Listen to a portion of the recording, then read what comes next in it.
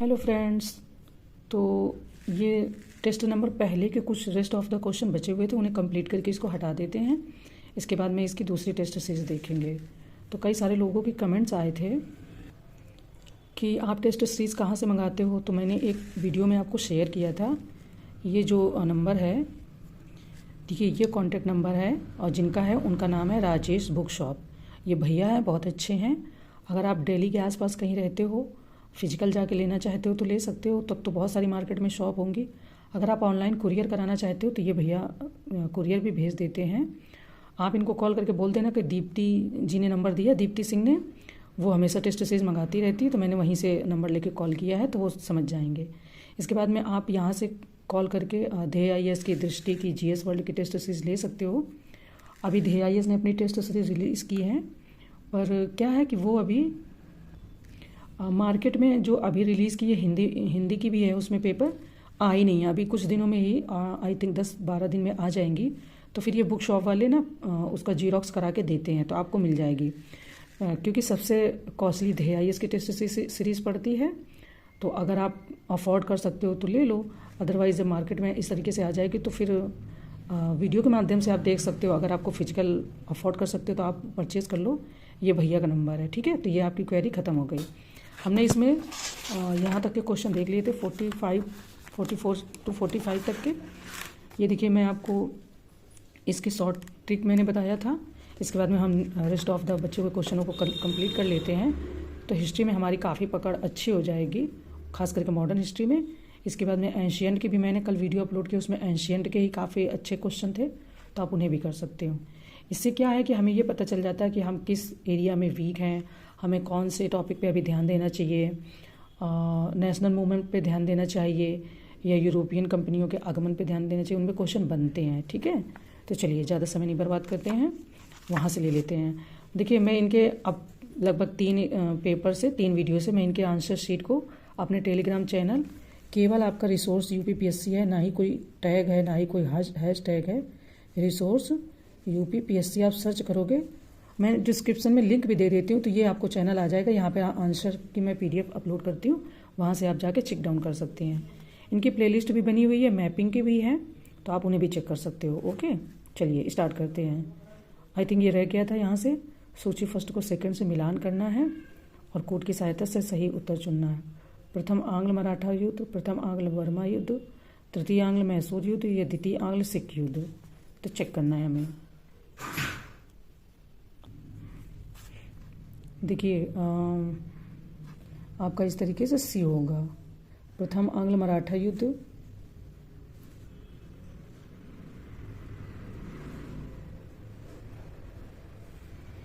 तो ऐसे फिर आंसर आपका आ जाएगा, ठीक है। चलिए नेक्स्ट चलते हैं। तो नेक्स्ट क्वेश्चन में कथन है, यहाँ पर बोल रहे हैं कि भगत सिंह जिंदाबाद एवं इंकलाब जिंदाबाद का अर्थ एक ही है। ये किसने कहा था? महात्मा गांधी ने, सुभाष चंद्र बोस ने, अरविंद घोष ने, या मदन मोहन मालवीय जी ने? तो इसको सुभाष चंद्र बोस जी ने कहा था कि इंकलाब जिंदाबाद और भगत सिंह जिंदाबाद एक ही बात है, ठीक है। चलिए नेक्स्ट में, निम्नलिखित में से किस एक आंदोलन के दौरान उत्तर पश्चिम सीमा प्रांत के कबायलियों ने गांधी जी को मलंग बाबा की उपाधि दी? उत्तर पश्चिम सीमा प्रांत, ये पहले के बारे में बात कर रहे हैं, जब उत्तर प्रदेश की सीमा बाउंड्री अवध और इन सब से मिली हुई थी, है ना, उपाधि प्रदान की। कौन से आंदोलन के दौरान? सविनय अवज्ञा, असहयोग और भारत छोड़ो मतलब क्विट इंडिया मूवमेंट, या खेड़ा? तो ये आपका सविनय अवज्ञा आंदोलन के दौरान उत्तर पश्चिमी सीमा प्रांत के कबायलियों ने गांधी जी को मलंग बाबा की उपाधि दी थी। चलिए नेक्स्ट देखते हैं। निम्नलिखित में से कौन सा एक तंत्रिका तंत्र को प्रभावित नहीं करता? रेबीज, मेनिंजाइटिस, टिटनेस, या पोलियो? है ना, तंत्रिका तंत्र को यानी नर्वस सिस्टम को प्रभावित नहीं करता है ना। तो यहाँ पर आपका मेनिंजाइटिस होता है, जो ये मस्तिष्क की बीमारी है, वहाँ पे एक झिल्ली होती है, उसमें सूजन आ जाती है, तो ये उसी के बारे में बात कर रहे हैं। मानव शरीर में सीरोटोनिन नामक रसायन का स्रावण कब अधिक मात्रा में बढ़ जाता है? एलर्जी के समय, कुष्ठ रोग के समय, कोरोना के समय, या इनमें से कोई नहीं? ओके, देखिए आपको पता है कि बहुत सारे लोगों को बॉडी में कुछ कुछ चीज़ों से एलर्जी हो जाती है। है ना। तो जब उसके प्रति संवेदनशीलता बहुत बढ़ जाती है तो फिर एलर्जी हो जाती है, तो इसको ए आंसर हो जाएगा। चलिए, मानव मुख में लार मतलब जो आती है ना, लार का निर्माण प्रतिरक्षा के किस प्रकार से संबंधित है? शारीरिक रोध, साइटोकाइन रोध, कायकीय रोध या कोशिकीय रोध? ओके, तो बॉडी में बहुत सारी चीज़ें जो बनती है वो प्रतिरक्षा यानी कि उसके विरोध में काम करती है। जैसे रोग हो रहे हैं तो उससे लड़ती हैं, तो इसमें कायकीय रोग, ठीक है, रोगों से लड़ने की जो क्षमता बढ़ती है वो इसी से होती है। चलिए नेक्स्ट देखते हैं। बीज के निम्नलिखित भागों में से किस एक भाग को बीज के अंदर अविकसित पौधे के नाम से भी जाना जाता है? बीजावरण, बीजांड द्वार, भ्रूण या भ्रूणपोष? मतलब अविकसित मतलब पूरी तरीके से डेवलप नहीं हुआ, विकसित नहीं हुआ, उसके बारे में कह रहे हैं, है ना। तो ये इसको बोलेंगे भ्रूण, ठीक है। चलिए नेक्स्ट देखते हैं। यहाँ बोल रहे हैं कि निम्नलिखित में से कौन सा एक भारत में प्राकृतिक रूप से नहीं पाया जाता? स्पाइडर वॉनर, तारा कछुआ, मॉनिटर छिपकली या वामन सुअर? तो प्राकृतिक रूप से ये यहाँ पे पाया ही नहीं जाता, इसकी उपस्थिति नहीं है वातावरण में, है ना, प्रकृति में, मतलब भारत के अंदर। तो ये आपका स्पाइडर वॉनर हो जाएगा। ओके, चलिए। पारिस्थितिक संवेदी क्षेत्रों को निम्नलिखित में से किस एक अधिनियम के तहत परिभाषित किया गया? पर्यावरण संरक्षण अधिनियम 1986, वन्यजीव संरक्षण अधिनियम 1972, वन्यजीव संरक्षण अधिनियम 1980 या इनमें से कोई नहीं? तो देखिए, जो ये पारिस्थितिक संवेदी क्षेत्रों को होता है नहीं है, जो सेंसिबल एरिया होते हैं, तो उनको आपके पर्यावरण अधिनियम ये 1986 द्वारा संरक्षित किया जाता है। ओके, चलिए नेक्स्ट। विद्युत जनित्र परिवर्तन कहलाता है यांत्रिक परिवर्तन, यांत्रिक ऊर्जा को विद्युत ऊर्जा में, विद्युत ऊर्जा को यांत्रिक ऊर्जा में, रासायनिक ऊर्जा को यांत्रिक ऊर्जा में या यांत्रिक ऊर्जा को ध्वनि ऊर्जा में? विद्युत जनित परिवर्तन, है ना। तो यहाँ पे 4 ऑप्शन दिए हैं, इनमें से कोई एक ही सही है। तो ये यांत्रिक ऊर्जा को विद्युत ऊर्जा में, क्योंकि विद्युत द्वारा परिवर्तित करता है ना। 55। निम्नलिखित कथनों में से कौन सा से फाइटोप्लैंक्टन्स के संबंध में सत्य है? नंबर 1, समुद्री खाद्य श्रृंखला में ये मुख्य प्राथमिक उत्पादक होते हैं। ऑप्शन 2, पृथ्वी के वायुमंडल में उपस्थित ऑक्सीजन की अधिकतर मात्रा के लिए ये उत्तरदायी होते हैं। तो हम इसमें से पूछ रहे हैं फर्स्ट, केवल सेकेंड, फर्स्ट या सेकेंड, या ना तो फर्स्ट ना ही सेकेंड। तो आपको पता है कि समुद्री खाद्य श्रृंखला में फाइटोप्लैंक्टन मुख्य होते हैं, उत्पादक होते हैं और इम्पॉर्टेंट भी होते हैं, है ना। तो इसमें दोनों ही पृथ्वी के वायुमंडल में उपस्थित ऑक्सीजन की अधिकतर मात्रा के लिए उत्तरदायी है, तो ये भी सही है। क्योंकि जब भी आप ज्योग्राफी पढ़ोगे, जब पृथ्वी का इवॉल्वेशन हो रहा था तो आपको पता उस समय ऑक्सीजन नहीं थी, लेकिन जब समुद्र में प्लैंक्टन की उपस्थिति आई ना, तब जाके ऑक्सीजन बनी, और भी कई सारे कारणों से। तो ये इम्पॉर्टेंट है। निम्नलिखित में से कौन से ग्रह किस श्रेणी में? तो देखिए, इसमें थोड़ा सा मिस्टेक कुछ हुई है, क्वेश्चन कुछ अलग ही उसमें जा रहा डायरेक्शन में, है ना। हम नेक्स्ट देख लेते हैं। देखिए, वैसे तो पता है कि बुध जो है सौरमंडल का सबसे छोटा ग्रह है ना। इसके बाद में शुक्र के बारे में ये पता है कि ये सौरमंडल का सबसे चमकीला ग्रह है। बुध और शुक्र के कोई उपग्रह नहीं है, ये भी पता है। पर कौन से निम्नलिखित में से कौन से ग्रह अंतर्गत की श्रेणी में आते हैं? मुझे लग रहा है पृथ्वी ग्रह के अंतर्गत की श्रेणी में या उपग्रह, ऐसे कुछ पूछने वाले होंगे, पर प्रिंटिंग होगी मिस्टेक, कोई नहीं। हम नेक्स्ट क्वेश्चन देख लेते हैं। देखिए, मैं ये टेस्ट सीरीज जल्दी से जल्दी इसलिए पूरा कराना चाह रही हूँ 10-12 दिन के अंदर। इसके बाद आप टॉपिक को पढ़ते भी जा रहे होंगे, है ना, रिवाइज करते जा रहे होंगे, न्यू टॉपिक पढ़ते जा रहे होंगे। जस्ट इसके बाद AIS की UPRO ARO का एक एग्ज़ाम होता है, उसकी टेस्ट सीरीज़ आ जाएगी मार्केट में।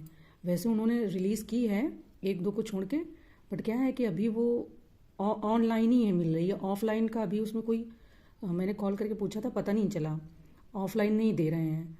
तो ऑनलाइन से उतना फ़ायदा नहीं होगा। और AIS की क्योंकि अच्छी टेस्ट सीरीज़ मानी जाती है UPRO ARO के लिए बेस्ट, तो मैं सोच रही हूँ कि ये ख़त्म करके 2-4 दिन के गैप के बाद RO ARO की स्टार्ट कर लेंगे। तो जो आपने पढ़ा होगा उसकी आपकी प्रैक्टिस भी हो जाएगी, ठीक है। जैसा भी आपको ये लगे बताना कि करना चाहिए कि नहीं। वैसे मैं तो कराऊंगी, पर आप भी अपने एक्सपीरियंस मुझे बता सकते हैं। यहाँ पर देखिए, पूछ रहे कि निम्नलिखित में से कौन सा एक भारत के उत्तराखंड राज्य को हिमालय से जोड़ने वाला एक प्रमुख दर्रा है? नीति दर्रा, माना दर्रा, शिवकिला दर्रा या नाथुला दर्रा? तो आपको पता है कि जो ये आपका माना दर्रा है, ये जास्कर पर्वत श्रेणी के पूर्वी छोर पे फैला है, तो ये तो होगा ही नहीं, है ना, क्योंकि ये जास्कर श्रेणी पे आता है। जास्कर सबसे ऊपर पड़ रही है। और इसके बाद में इन्होंने बात की है नाथुला दर्रा की, तो जो नाथुला है ये आपका सिक्किम को जोड़ता है ना, तो नीति दर्रा हो जाएगा। ओके, चलिए नेक्स्ट देख लेते हैं।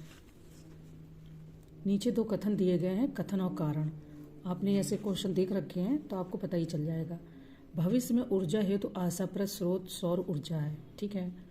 परमाणु ऊर्जा खनिज सर्वत्र सुलभ नहीं है। नीचे दिए गए कोर्स से सही उत्तर का चयन करना है, ठीक है।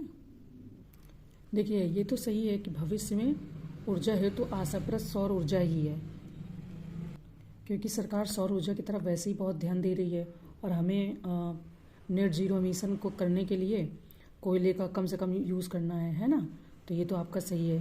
अब ये बोले कि परमाणु ऊर्जा खनिज सर्वत्र सुलभ नहीं है, सब जगह सुलभ नहीं है, ये भी सही है, तो आपका ए ऑप्शन हो जाएगा। आज मैं काफ़ी जूम करके बना रही हूँ वीडियो और वॉइस भी मेरी फुल ही है।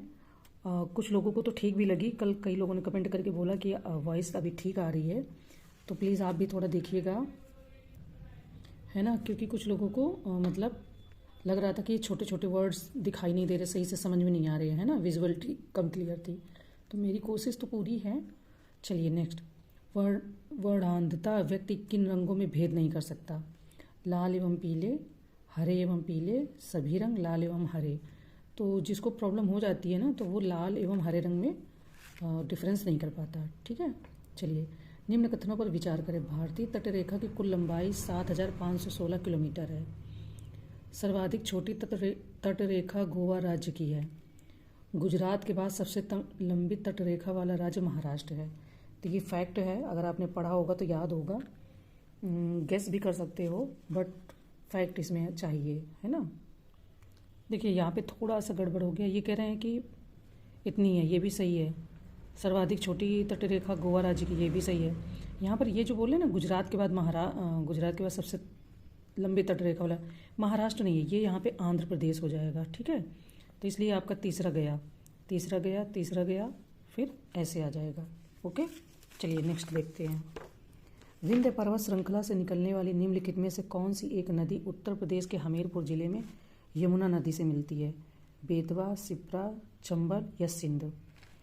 गेस भी कर सकते हो। देखिए जो चंबल है ये तो वैसे भी विंध्य पर्वत से नहीं निकलती, तो गलत हो जाएगा, क्योंकि ये तो वहाँ मध्य प्रदेश में महू नाम की एक जगह है, वहाँ से निकलती है, ठीक है। और इसके बाद में बेतवा आपकी हो जाएगी, ऑप्शन ए, ठीक है। एथमायड नामक अस्थि मानव शरीर के किस भाग में पाई जाती है? देखिए जीएच के टेस्ट सीरीज में ये अच्छा रहता है कि साइंस, इन्वायरमेंट, ये सब आधारित क्वेश्चन बढ़िया बढ़िया दिए रहते हैं मिक्स करके, है ना। तो हमें ऐसा नहीं कि स्पेशली अगर हमने साइंस नहीं की तो साइंस के क्वेश्चन नहीं मिल रहे हैं। एथमायड नामक अस्थि मानव शरीर के किस भाग में पाई जाती है? कपाल, चेहरा, कान या नाक? पहले आप सोचिए, पॉज कीजिए वीडियो को, फिर देखिए कि आपने कहीं इसको सुना है, देखा है। ये एथमायड नाक में पाई जाती है, ठीक है। देखिए नेक्स्ट क्या कह रहे हैं कि निम्नलिखित कथनों में से कौन सा कथन सत्य नहीं है? यहाँ पर सत्य नहीं पूछ रहे हैं, है ना। मानव नेत्र का कार्निया कंजक्टिव नामक पतली झिल्ली से घिरा होता है, ठीक है। नेत्रदान में स्वस्थ कार्निया का ही दान दिया जाता है। नेत्रदान मानव की मृत्यु के 24 घंटे के अंदर किया जाता है। कार्निया मानव नेत्र के बाएं भाग में पाया जाता है। तो यहाँ पर कौन सा गलत है ना। यहाँ पर जो कह रहे हैं ना कि जो ये नेत्रदान मानव की मृत्यु के 24 घंटे के अंदर किया जाता है, तो 24 की जगह 2 काट दीजिए, 4 घंटे के अंदर, इसलिए ये यही आंसर हो जाएगा, मतलब ये गलत है। 4 घंटे के अंदर किया जाता है ना। चलिए नेक्स्ट देखते हैं। नीचे 2 कथन दिए गए हैं, कथन और कारण हमें वही देखना है। देखिए, मानव शरीर में ऑक्सीजन की कमी को वृक्क एरिथ्रोपोएटिन नामक हार्मोन के स्रावण द्वारा पूरा करने का प्रयास करता है मानव शरीर में, ठीक है। एरिथ्रोपोएटिन नामक हार्मोन आरबीसी के निर्माण की प्रक्रिया की गति को बढ़ा देता है। तो नीचे दिए गए कथन में से कौन सा से सही है? तो ये थोड़ा सा डीप साइंस का क्वेश्चन है, अगर सही से अंदर किसी ने इस तरीके से पढ़ा होगा तो याद होगा, और कथन और कारण में दोनों ही आपके, तो आंसर ए हो जाएगा।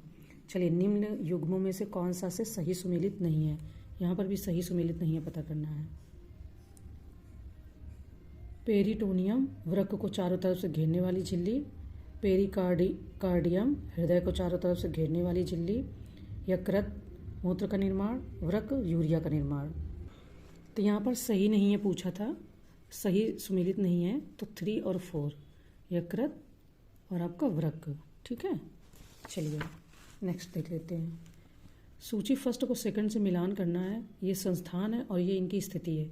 केंद्रीय धान अनुसंधान संस्थान, भारतीय मृदा विज्ञान संस्थान, सस्य वानिकी का राष्ट्रीय शोध केंद्र।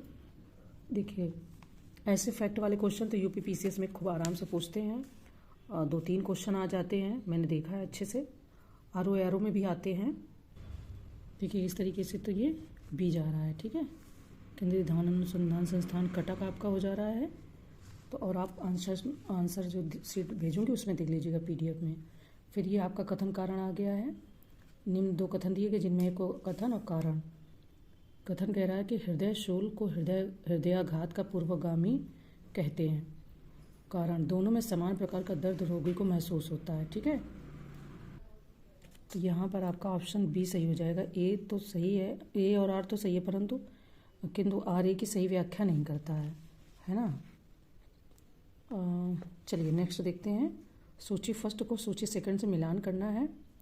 कैरोटिड धमनी, कोरोनरी धमनी, मेसेंट्रिक धमनी या रीनल धमनी, हृदय, आहारनाल, मस्तिष्क या वृक्क। मतलब ये कहाँ पाई जाती होंगी, कौन सी धमनी कहाँ पाई जाती होगी। कैरोटिक धमनी को आपने सुना ही होगा, आपके मस्तिष्क में। कोरोनरी धमनी हृदय में। ठीक है, मेसेंट्रिक धमनी आहारनाल में, रीनल धमनी, तो आपका डी सही हो जाएगा आंसर इस तरीके से। ओके, देखिए नेक्स्ट क्वेश्चन कह रहा है कि स्फिंक्टर नामक कपाट मानव शरीर में निम्नलिखित में से कहाँ पाया जाता है। ग्रास नली और अमाशय के बीच, अमाशय एवं छोटी आंत के बीच, छोटी आंत एवं बड़ी आंत के बीच, या फिर आलिंद एवं निलय के बीच में, है ना, स्फिंक्टर नामक। तो ये आपका ग्रास नली और अमाशय के बीच में पाया जाता है। ठीक है, निम्नलिखित में से किसे मानव शरीर में ऊर्जा उत्पादक की श्रेणी में रखा जाता है। विटामिन, कार्बोहाइड्रेट, प्रोटीन या जल। मतलब ये कौन सी चीज़ें हैं जो शरीर में ऊर्जा का उत्पादन करती है ना। तो आपका कार्बोहाइड्रेट से मानव की प्रतिदिन कुल ऊर्जा की जो आवश्यकता होती है पूर्ति होती है, तो कार्बोहाइड्रेट को रखा जाता है। निम्नलिखित में से कौन सी एक अक्रिय गैस वायुमंडल में नहीं पाई जाती। नियॉन, आर्गन, क्रिप्टॉन या रेडॉन। तो देखिए, जो ये आपकी रेडॉन है ना, अक्रिय गैस पूछ रहे हैं ना, तो यहाँ पर रेडॉन हो जाएगी, यही वायुमंडल में नहीं पाई जाती है। ओके, यहाँ पर पूछ रहे हैं कि निम्न पर विचार करें। सिंध, सतलज, ब्रह्मपुत्र, स्वर्णरेखा या सोन। तो ये पूछ रहे हैं कि उपरोक्त तो नदियों में से कौन सी पूर्ववर्ती नदियाँ हैं। यहाँ पर है पूछा है। ठीक है, देखिए पूर्ववर्ती नदियों से मतलब होता है कि वहाँ पर पहले उस तरीके की घाटी या रही होगी कोई नदी, उसी में से दूसरी बह रही है, ऐसे पूछते हैं। तो पूर्ववर्ती नदी सिंध हो गई, आपकी सतलज हो गई और ब्रह्मपुत्र हो गई, तो ये बी हो जाएंगे। ठीक है, निम्न कथनों पर विचार करें। यह आल्प्स पर्वत के उत्तरी ढाल के सहारे उतरने वाली गर्म एवं शुष्क पवन है। इसका सर्वाधिक प्रभाव स्विट्जरलैंड में होता है। उपरोक्त कथन किस एक स्थानीय पवन से संबंधित है। आपने कुछ पवनों के नाम सुने होंगे, है ना, जैसे कभी सुना होगा चिनूक, सिरक्को, ब्लैक रोलर, या कुछ ठंडी हवाएं चलती हैं, तो उन्हीं कुछ स्थानीय पवनों के नाम पूछ रहे हैं यहाँ पर, है ना। तो फॉन, जो ये ऑप्शन कह रहे हैं इसके हिसाब से कि फॉन हवा होती है। जो आपकी चिनूक होती है ना, ये रॉकी पर्वत के पूर्वी ढाल के सहारे चलने वाली गर्म शुष्क हवा है। ठीक है, चिनूक गर्म शुष्क हवा है और फॉन आपकी स्थानीय पवन। चलिए नेक्स्ट देखते हैं। निम्न युग्मों में से कौन सा एक सही सुमेलित है। लिथोफाइट, कठोर चट्टानों पर उगने वाली वनस्पतियाँ। हेलोफाइट, जल की ऊपरी सतह पर उगने वाली वनस्पतियाँ। पायरोफाइट नमकीन मिट्टी की वनस्पतियाँ, ये उपरोक्त सभी सही सुमेलित हैं। ठीक है, तो यहाँ पर कौन सा एक सही सुमेलित है, यहाँ पर एक पूछा है। अभी देख रहे होंगे कि आयोग ने क्वेश्चन पूछने के तरीके में थोड़ा सा बदलाव कर दिया है, केवल एक, केवल दो या कोई नहीं, इस तरीके से। तो ये उसी तरीके से केवल एक पूछ रहे हैं यहाँ पर। आपके यहाँ पर जो केवल एक है तो वो तो यही है, सुमेलित है। इसके बाद में ये सभी सही सुमेलित नहीं है। जो लिथोफाइट है यही आपकी कठोर चट्टानों पर है। हेलोफाइट आपकी ये इधर चली जाएगी। ठीक है, और बाकी एक्सप्लेनेशन आप आंसर में देख लीजिएगा। चलिए, निम्नलिखित युग्मों में से कौन सा से सही सुमेलित हैं? सू नहर सुपीरियर झील को यूरान झील से जोड़ती है। कील नहर बाल्टिक सागर को आर्कटिक सागर से जोड़ती है। जो आपकी स्वेज नहर है ये भूमध्य सागर को लाल सागर से जोड़ती है। कौन सा से सही सुमेलित है ना? सही सुमेलित बताना है। तो यहाँ पर ऑप्शन दे दिया है, first second, second third, second और फर्स्ट थर्ड, सेकंड थर्ड या उपरोक्त सभी, है ना। तो यहाँ पर आपकी फर्स्ट सू नहर और स्वेज नहर। स्वेज नहर तो पता ही है कि भूमध्य सागर को लाल सागर से जोड़ती है। ठीक है, चलिए, प्रोबायोटिक पद किसके लिए प्रयुक्त किया जाता है? जैविक खाद, यहाँ पर कुछ है, एसिड, एंटीबायोटिक, सजीव सूक्ष्म जीवी खाद संपूरक। तो प्रोबायोटिक किसके लिए यूज़ किया जाता है? तो सजीव सूक्ष्म खाद संपूरक के लिए यूज़ किया जाता है। निम्नलिखित जनजातियों में से कौन सी एक पामीर पठार के क्षेत्र में निवास करती है? हमने कल करंट अफेयर में कुछ चीज़ें आपको बताई थी, उसमें जनजातियाँ भी दी हुई हैं एक चैप्टर में। तो प्लीज़ आप सब लोग अगर करंट अफेयर को पढ़ रहे हैं तो जनजातियों को ज़रूर पढ़ते जाइएगा।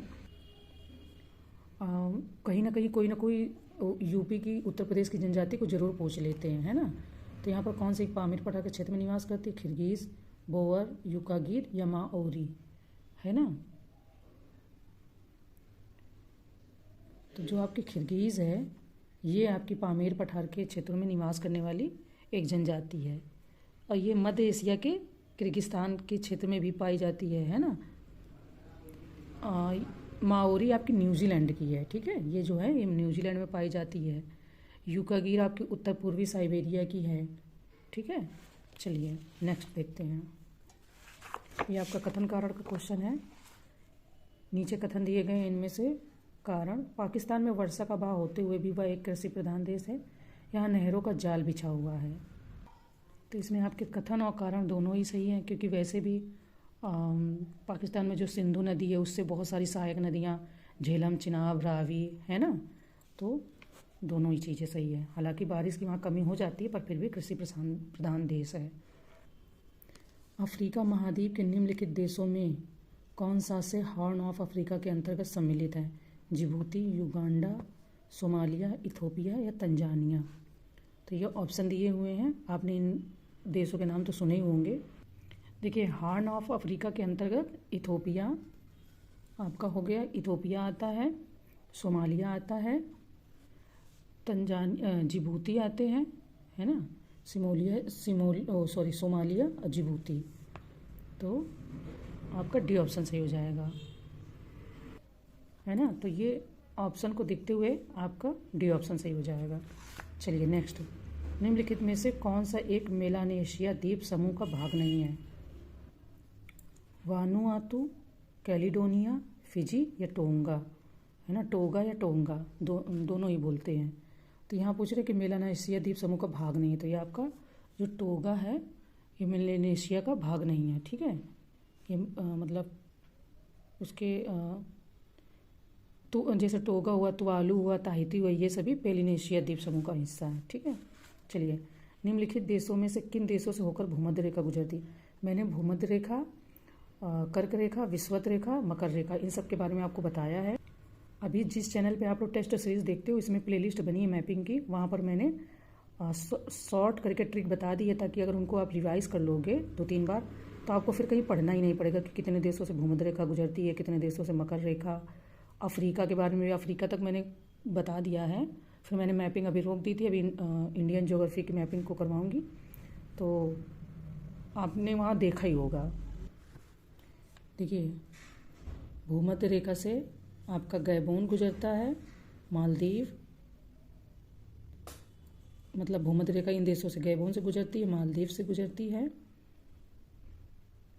केन्या से, ये सॉरी युगांडा और केन्या। तो आपका डी ऑप्शन सही हो जाएगा। चलिए, निम्न कथनों पर विचार करें तथा कूट की सहायता से सत्य कथन का चयन करें। एबोसीनिया पठार पूर्वी अफ्रीका में स्थित है। ओकावांगो द्रोणी दक्षिण पश्चिम अफ्रीका में स्थित है। एटलस पर्वत अफ्रीका महाद्वीप के उत्तर पश्चिम में स्थित है। ऐसे ही जब आयोग क्वेश्चन बनाता है तो फिर हमें दिक्कत होती है, तो इसलिए आपको टेस्ट सीरीज से बहुत हेल्प मिलेगी। तो यहाँ पर कथनों का चयन करके सही बताना, तो यहाँ पे सारे ही कथन सही हैं। ठीक है। निम्नलिखित युग्मों में से कौन सा एक सही सुमेलित नहीं है? अब यहाँ पर एक सही सुमेलित नहीं है। अंशी राष्ट्रीय उद्यान, बेटला राष्ट्रीय उद्यान, इंद्रावती राष्ट्रीय उद्यान या गुगामल राष्ट्रीय उद्यान। अब इनमें से आपने इसका तो नाम खूब सुना होगा, पर कुछ कुछ के नाम कभी कभी नहीं सुने होंगे या सुने भी होंगे, तो आप थोड़ा सा आइडिया लगा सकते हो कि ये कहाँ पढ़ते हैं, किस राज्य में पढ़ते हैं। ठीक है। पर यहाँ पर अगर आपको सारे फैक्ट याद नहीं है तो फिर आप एक को नहीं निकाल सकते हो, है ना। तो जो ये गुगामल कह रहे हैं ये असम में नहीं है, ये महाराष्ट्र में है। ठीक है, डी ऑप्शन हो जाएगा। चलिए नेक्स्ट चलते हैं। यदि वायु का तापमान 1 डिग्री सेल्सियस बढ़ा दिया जाए तो ध्वनि की चाल में क्या परिवर्तन होगा? 0.61 मीटर से बढ़ जाएगी, 0.61 मीटर से घट जाएगी, कोई परिवर्तन नहीं होगा, या उपरोक्त में से कोई नहीं, है ना। तो जब तापमान बढ़ा देंगे तो ये मीटर से बढ़ जाएगी। द्वितीय इंद्रधनुष में बाहर की तरफ कौन सा रंग दिखाई देता है? लाल, नीला, बैंगनी या जामुनी? देखिए रेनबो, ये इंद्रधनुष तो आपने देखा ही होगा कई बार, प्राथमिक एवं द्वितीयक होते हैं, तो इसमें बैंगनी रंग बाहर दिखाई देता है। ठीक है। देखिए कुछ लोग बहुत कम वीडियो को अटेंड करते हैं, 2 से 3 मिनट, तो अगर आपको लंबी लग रही तो आप कमेंट में बता सकते हो कि मतलब आप 35 या 40 क्वेश्चन ही रखा करो, तो मैं उतने ही रखूँगी। Okay, thank you.